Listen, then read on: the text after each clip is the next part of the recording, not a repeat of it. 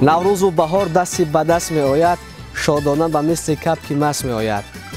хушбахтона бо шарофати соҳиби истиқлолии ҷумҳурии Тоҷикистон ин ҷашни ниёгони мо дар тамоми ҷаҳон паҳн гашт ва онро бо тарзу усулҳои ба худ хос истиқбол мегиранд.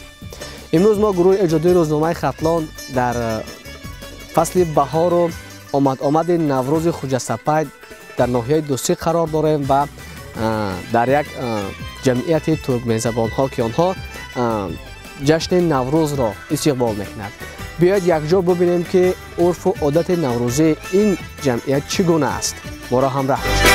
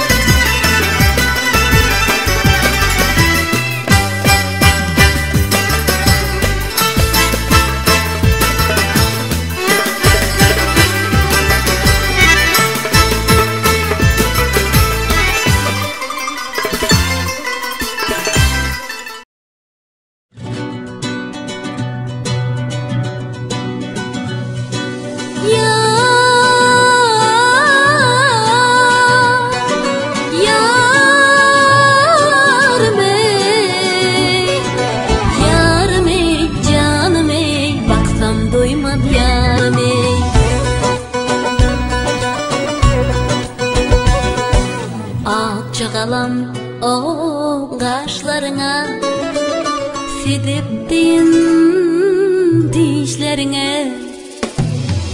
Çağalan o qaşlarına, Fidiptin dişlerine. Örüm örüm saçlarına, Caney baksam doymam. Yarım ey, baksam doymam yarım ey, baksam doymam yarım ey.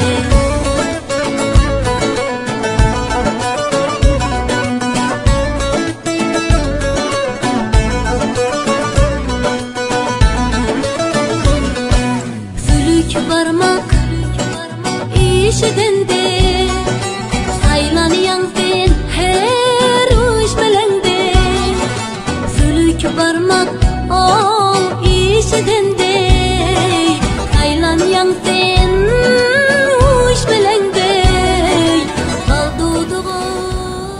ана ба ҳамин тартиб наврӯзии ҷамъияти туркзабонҳо дар ноҳияи Дӯстӣ оғоз мешавад. биед идомаро мебинем ки онҳо боз бо кадом урфу одатҳо наврӯзиро истиқбол мегиранд. моро пайгир бошед.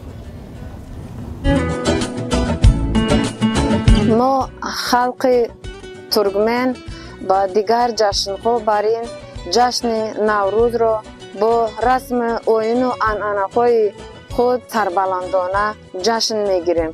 мо дар иди наврӯз гирди гӯшаи хонаҳоро тоза карда, курпаву курпачаҳоро ба ҳаво бароварда ҳунарҳои миллиро ба намоиш бароварда хӯрокҳои миллии худамонро омода мекунем.